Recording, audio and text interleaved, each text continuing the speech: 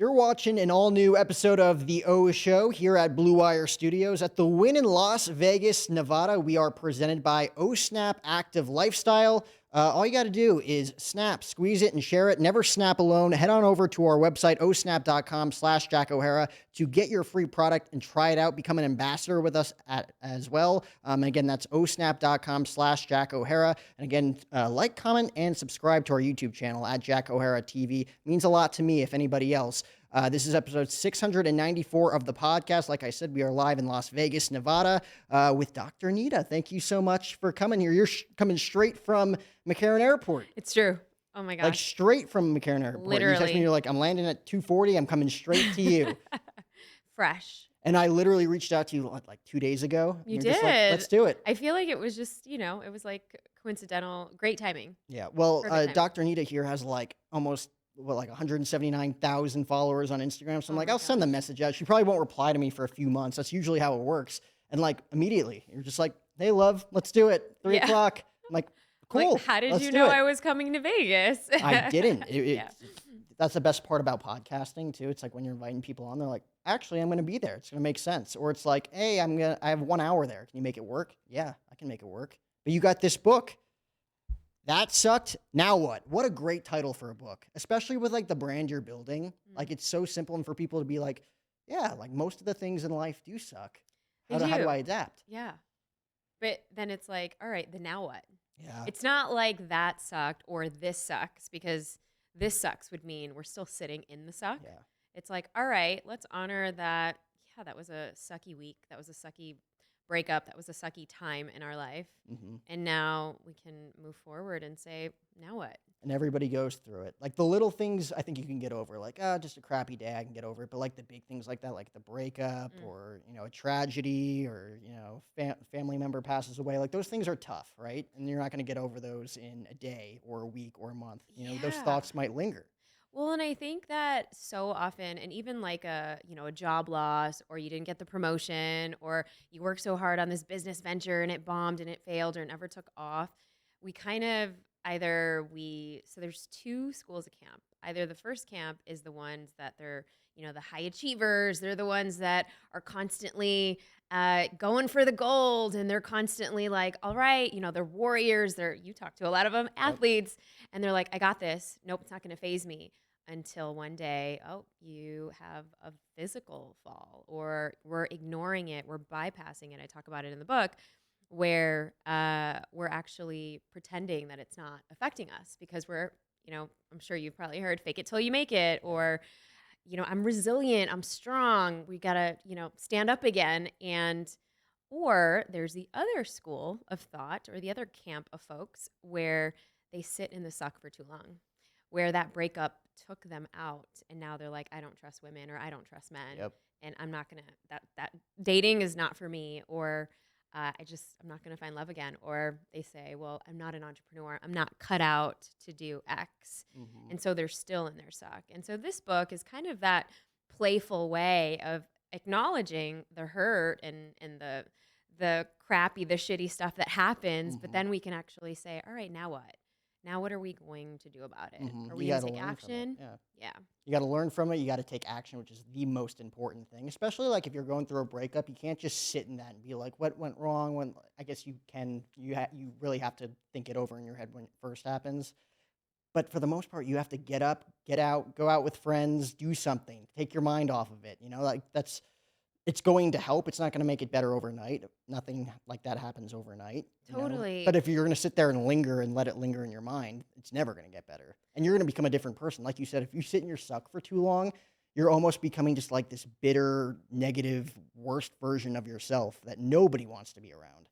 Well, and I think, for most people, and probably most people that listen to your podcast and watch your show, I think the issue is that we rebound so fast. Like, if we're going to talk breakups here, I know even in my, in my dating life and time, and even when I was married initially, I had a tumultuous breakup, and that was like the big, the kind of awakening moment that I had around relationships. And I thought, well, okay, is it even for me? and kind of you go through the sulk and you go through, am I ever going to find love again? And part of me was also like, well, actually, this is the first time I've actually been single, like ever in my life. And there is truth to that, to be able to, now in my case, you know, date yourself and actually go through and that's when I started to travel all around the world and say yes to Yeah. different things and new experiences. I did things that would definitely scare me, like take up an improv class and stand-up comedy. Have you And done stand up? I did during that dark, like, that dark time in my life. I had to leave a whole friendship circle because of that breakup. Wow. And I mean, I left a house that I knew, a whole situation that I talk about in the book that sucked. Now what? Because it did suck. But then to say yes to new things, I think that was the next evolution. How'd your stand up go? I've done stand up comedy as well before. Okay. And it's like starting out when you do open mics, you Yep. just have to go in with the expectation like this is going to suck. No one's going to laugh. But then if you do clubs, I've had the privilege to be invited to a few comedy clubs. Everybody's looking to laugh. So it's like you don't really have to try that hard. Okay, so I'll tell you this. When I actually started, like, I was living in Chicago at the time, and this is the mecca of like everybody goes to Second City to learn how to do improv because at some point they probably want to go to Saturday Night Live. Like that was everybody in my class.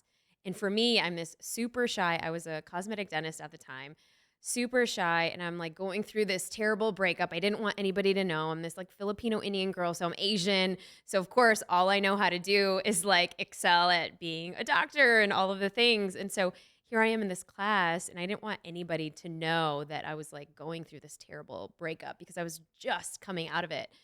And first it was the improv class that I took, and they're like, no, we're just gonna play games.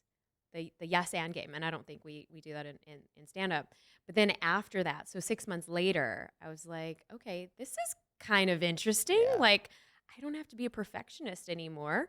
And so then I took the stand up comedy class, and in stand up, I'm like, oh wow, okay, like they are the true storytellers.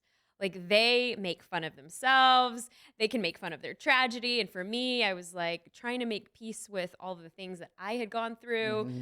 And instead of having a pity party and being in that victim mode of, oh my gosh, am I ever going to find love again? I started to learn how to make fun of myself through that. And so, but I never got to perform. Really? Yeah, no, I performed for my class, but not. So that's the next step. That you should, especially out in Austin. You don't know if like Joe's going to be sitting in the back being like, she's got talent, It's true. right? It's true. That's the next level. But I have taken it twice now.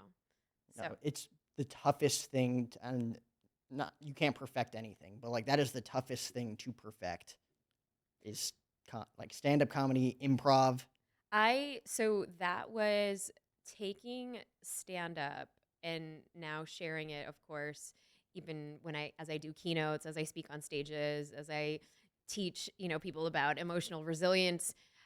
I want to use comedy and humor because it's a way to connect with people. And I'm fascinated by how they do story arcs and how they do storytelling because I'm a speaker at my core. And it's a tough job. Hmm. It's, because you're going through the level of Yeah, emotions, and you're taking them up and then you're bringing them back down and then you're taking them up again. So it's a whole ride. So mad respect, but it's mad respect. so cool when you're able to do that I know. and really It's engage the audience and it's a too. skill.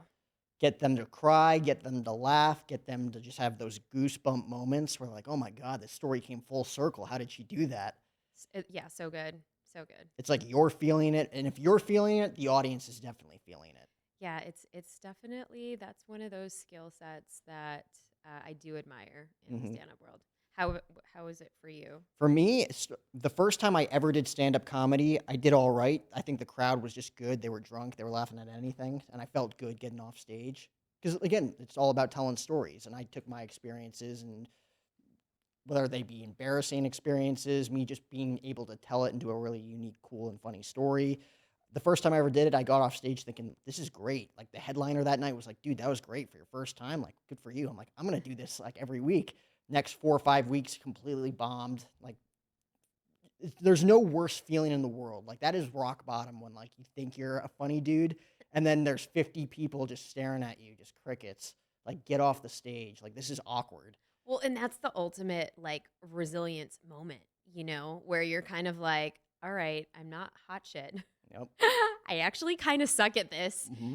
but all right, maybe the second, the second time I do that bit, I'll learn. Or Yeah. the second time I'm going to perform that thing, I'm going to look to the audience and see what their reaction is. Hmm. And yeah, it's a tough skill, but if you nail it, Hmm. it's golden for any storyteller. Yeah. Yeah. And that did suck.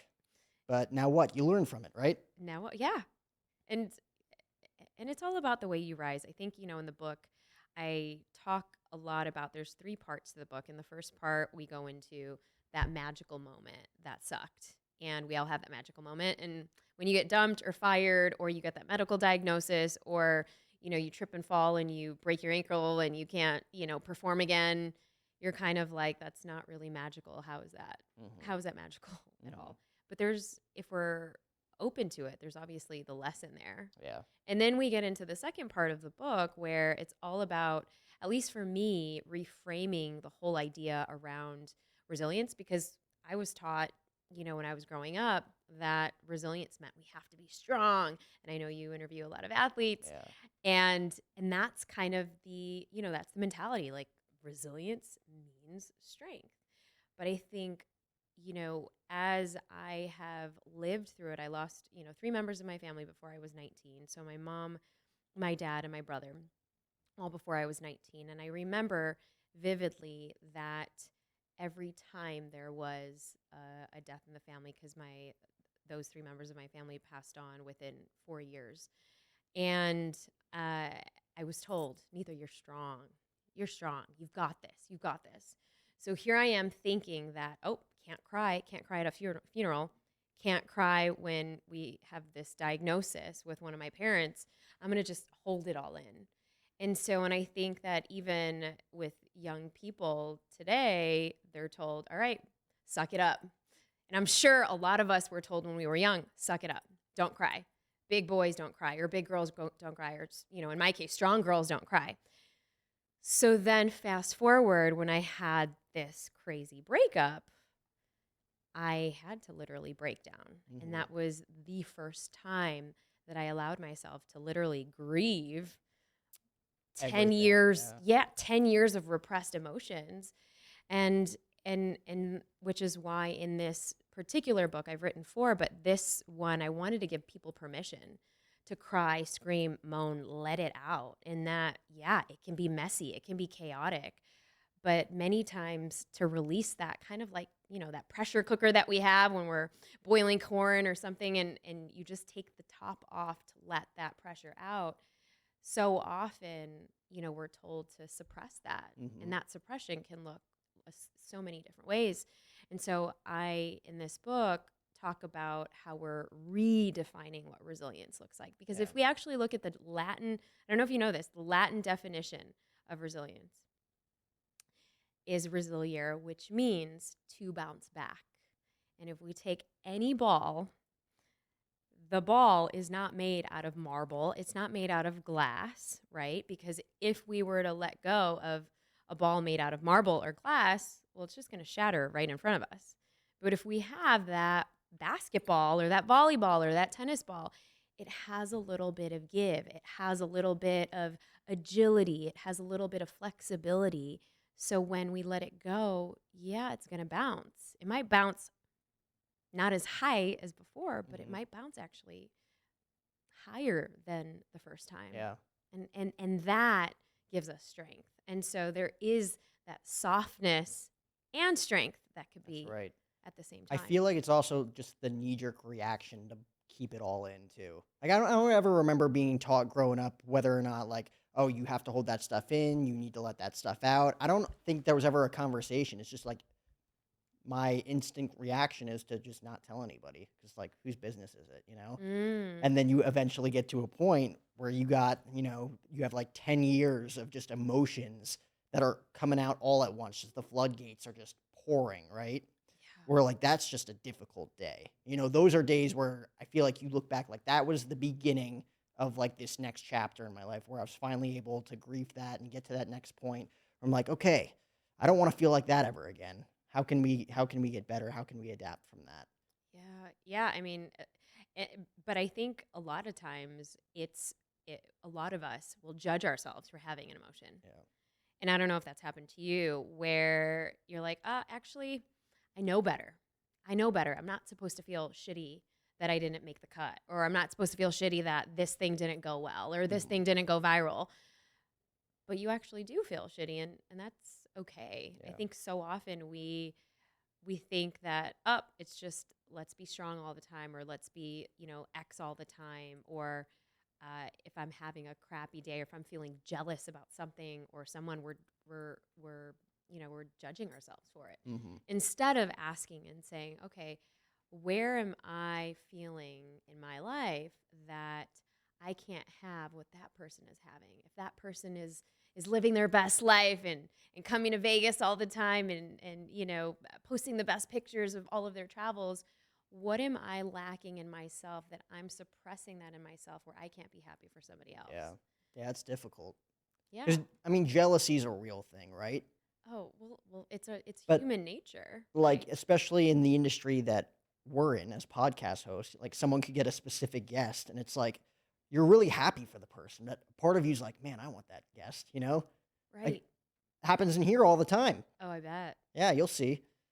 Oh, I bet. Well, and I think the deeper layer of that, and that's so I talk about four different pillars on actually building your what I call bounce factor. Yeah. So if we're redefining resiliency in this book on how to, get back after setbacks and challenges and grow after adversity, basically we're redefining that definition. So instead of being strong all the time, we're also able to have compassion for ourselves when shit hits the fan. I Mhm. can curse on this, right? Say whatever you want.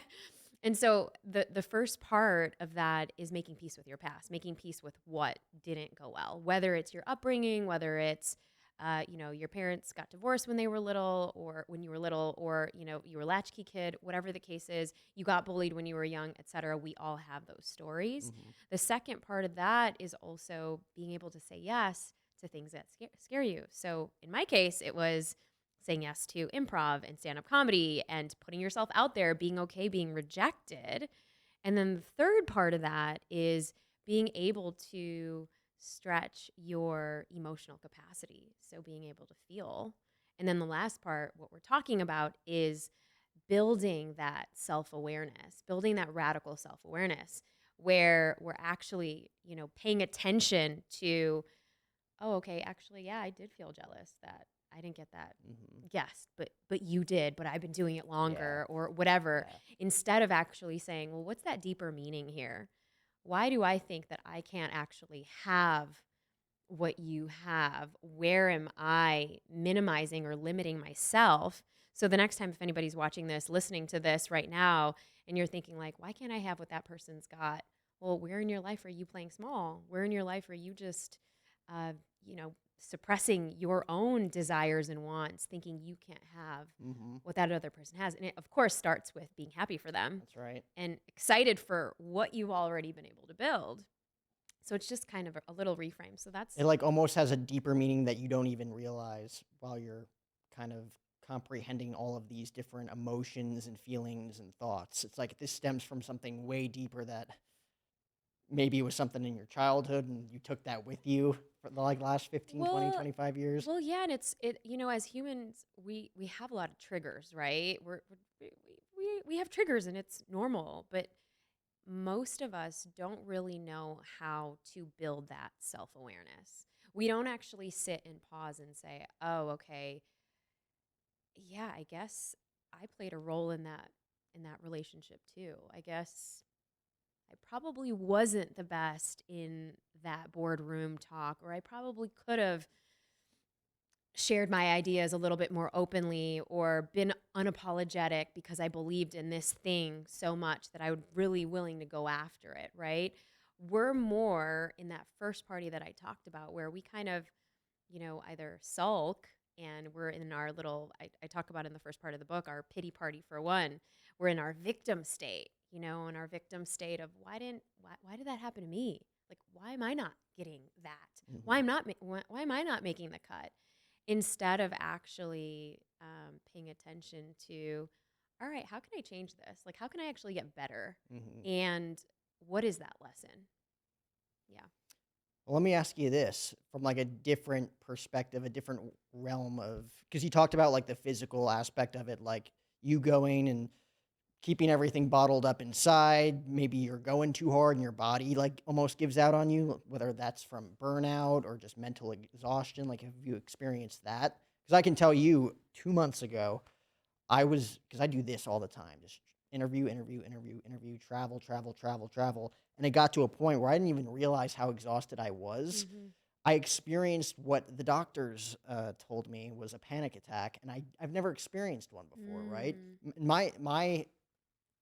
From my perspective, my definition of panic attack was just like, oh, you're just feeling over anxious and you let your anxiety take over, because like you have friends that probably experience them often, because that's what I thought it was. So like, I'm not nervous or anything. I'm not anxious, but I'm on camera talking to Yeah. someone, and all of a sudden I start to see like everything starting to fade to black. I don't have the strength to like pick up my hands to grab my water bottle. Oh my I'm like, gosh.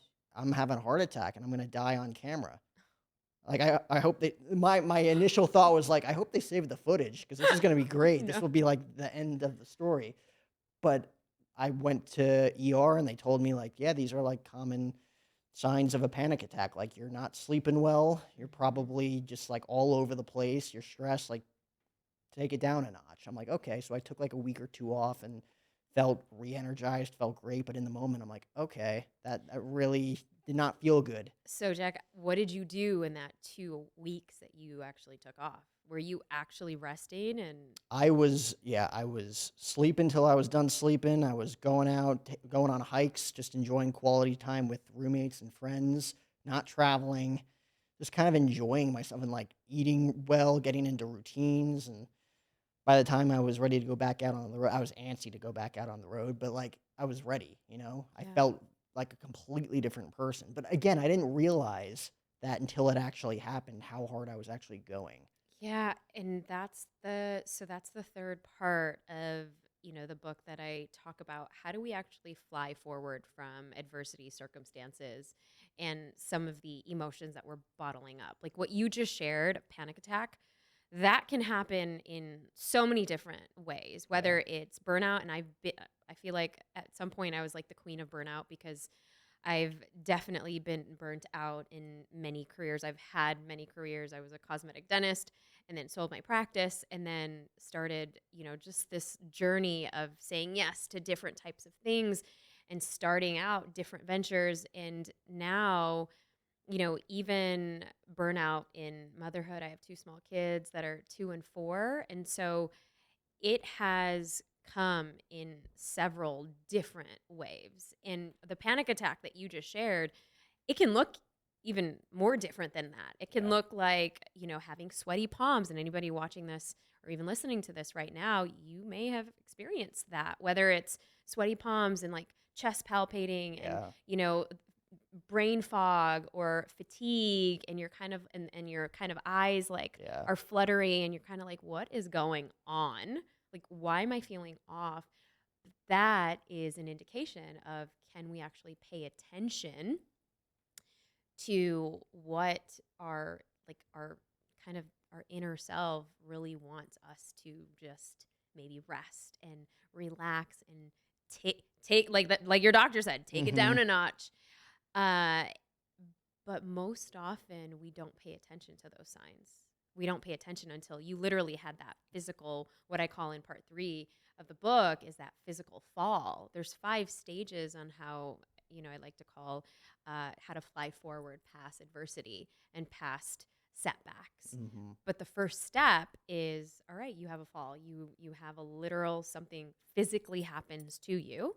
to say, stop, you're like on overdrive and we need to do something Yeah. else. A lot of times other students and clients of mine would have, like a medical diagnosis, or maybe they are trying a different diet and blood work comes back and they still have the thing, or they haven't lost the weight, or, they're putting on the mental weight of all of the thoughts ruminating in their head. And so then that second part of that is, all right, it's the ignition. And for you, it's like, that was that wake up call Yeah. where you're kind of like, holy crap, should I keep doing what I'm doing? Like, I'm loving this. I've built all this stuff. And that's the same thing even with me and making that decision. Should I stay in dentistry? Should I leave? Should I sell my practice? Should I try to get somebody else to take over? I didn't really want to be in Chicago anymore. Or should I go? Am I going to disappoint my family? Am I going to disappoint the ghosts of my parents that, wanted me to become a doctor in the first place? And am I letting them all down? But I think that when we have that fire under our belly, under our ass, to say, God, okay, do I have to do something else? Should I go and see that therapist? Should I go and talk to that coach? Should I go and check in to wherever, a hotel for 3 days and just chill? We've got to pay attention to those signs, because that's the ignition. Or we can keep going and doing what we've been doing and keep entertaining that burnout, and the burnout can get bigger and bigger. And then, like you said, am I having a heart attack? And then we get into, that stage 3, which is rising, where we're kind of like, all right, maybe I won't work as hard because now I need to have a little bit more of that work-life balance. Yeah. And that stage 3 could also look like, maybe I'll get back in the dating scene and see what that looks like, but not have any expectations. Yeah.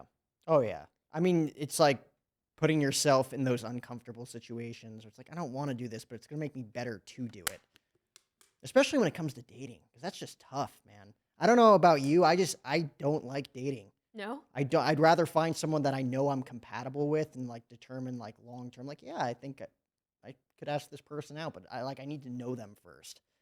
So I had like a love-hate relationship with dating, and really interesting. And I don't know if I talk about this in the book. I talk about some of it in the book, but there was a time where I said I was going to do 60 days of saying yes to just dates. 60 days. And so, note to self, I don't know if you guys want to do this, but like, I was the queen of like spreadsheets, and I would make a list of all of the people that I would go on dates with. And I would actually, so there was, I would rank them like on a scale of 1 to 10, like compatibility level, what books they read. And I wasn't like superficial. I was definitely like, where have they traveled? Or have they read the same kinds of books? Because I was like very much into my spiritual journey. And had they done yoga? Had they gone to meditation? Do they like to dance? So all of these things. Funny enough, once I let that list go, and this was like a long list, and I was thinking in my head, I'm like, wow, I'm attracting a lot of these really amazing people in my life. But I'm like, where's the chemistry? Yeah. I'm like, adding it all up as if it's like Well, the chart says. Yeah, the chart says this. So technically, and so it's very logical and it's very heady, but then I wasn't feeling, and I wasn't dropped into my body to actually say, oh, is there like, am I feeling chemistry here, or am I just judging them based on what my head is thinking? And so after I got rid of the spreadsheet, I was like, oh, okay, well, yeah. So funny enough, my co-pilot partner, Ajit, father of my 2 kids, he never made the spreadsheet. And once I gave that spreadsheet, like, tore it up, I think I still have it somewhere. I've shared it at different presentations, but that's when I finally opened myself up to love. And I think the 2 things that I learned from that were, and I do share this in the book, is the first part of that is, and this is the third and final piece of the book, but when we're ready to actually invite love in again, we have to say, okay, how do I want to be in relationship? And, it's because most people, in the dating world, it's like, all right, we've got the apps, swipe right, swipe left. Do they have all the criteria? Do they check all the boxes? Sure, let's go on a date. But it's kind of like, well, how do you want them to make you feel? And I think for me, when I actually wrote it down, I'm like, yeah, I want to feel cared for. And how do you want to show up in relationship with that person, whoever that Mhm. is? And what are you willing to do? So I was like, okay, if my top two values right now for relationship is, well, I want to be honest. Like, I want somebody that's honest. So that would mean, well, honey, you got to be honest. Mhm. If I'm like, and then the second one was, okay, if I wanted to somebody to be vulnerable and open and sharing their feelings about things, then I'm like, crap, I got to go first. I got to share that. Yep. And I realized I was such a wall because I had still a lot to protect for myself, my heart. When you've been through a breakup, you probably have, you've got a reservation up. But I think that's where we tend to say, okay, actually, I'm I'm going to go first and I'm going to be those things. And then that's where you attract that person. Mm. Wow, he wasn't even on the chart. He wasn't even on the chart, but once I, started, How many people were on the chart? oh God. Like too I many? I had so in the 60 days that I was doing this experiment, because I'm a science geek at heart, I had about, I want to say 55. So I was going on dates like it was like every other day. Literally, it could have been a show. It was funny. How do you keep, I mean, obviously the charts, but like, how do you keep track of all of these different emotions that you're feeling and all these? Because like when you go on a date with someone, I feel like there's like little things where you're like, oh, I really like that in that person. I really didn't like that. Like, do you just like take mental note of that and then just bring it back and write it all down? So here's the thing. I was on apps at that time, but I think the difference between now and then is that most people that I know that are on the dating apps, they don't the once they swipe no, they're not going to go on a date with them, right? Obviously, that's like how it works, right? For me, I was like, I want to know what I can learn from this person even if I swipe no to them. So I would say it was my own experiment. So I was like going on a dates with people that I probably wouldn't ever have, gone to dates with, but I wanted to know, what else can I learn from this interaction? Can I learn something about myself? And yeah, it was a whole experiment. Man. But note to self, don't make a spreadsheet because that the person you probably are attracting is probably right under your nose somewhere. Wow. And how involved was he in your life? So really interestingly, we met at a conference outside of the US. Now it's been 10 years, but so 10 years.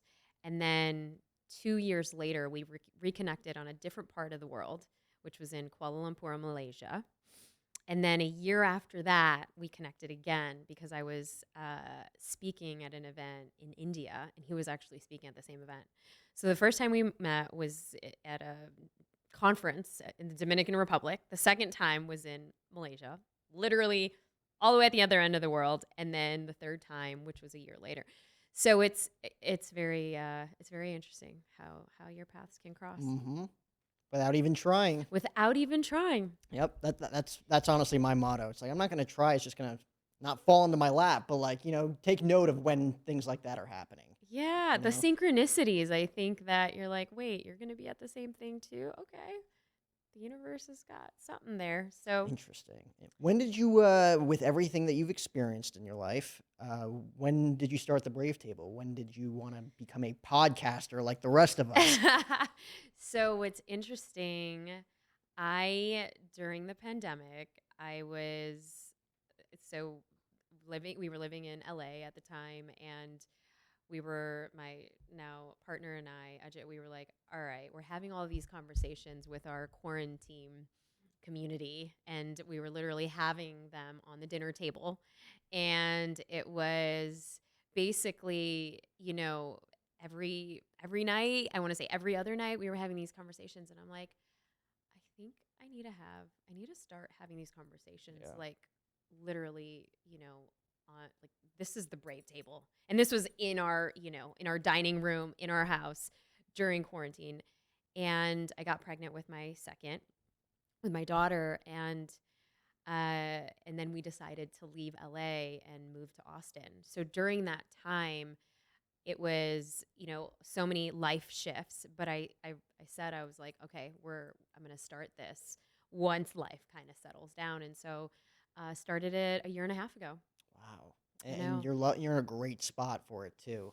I feel Love. like you've met a lot of really cool people out there. We've had, yes, it's been, I think we had a whole group and a whole community of us that moved out to to Austin kind of around the same time, and we all started having children at the same time. So it's like uh it's definitely been such a powerful, amazing community. And I wanted to give voice to a lot of folks who were also going through different transitions in their life, whether it was marriage transitions or, business transitions, sucky moments. And I think to be able to talk bravely about the things that, that sucked. Hmm.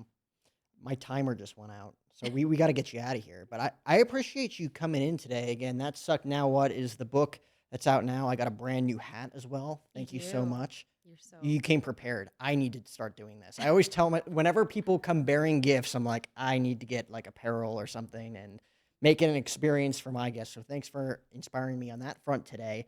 Uh, Obviously, the Brave Table you can find Apple Podcasts, Spotify, everywhere. Are you a video as well on YouTube? Yes, we are getting back to video on YouTube. So absolutely, we actually just hit top 100 mental health and relationships. So Congratulations. thank That's you. huge. That's huge.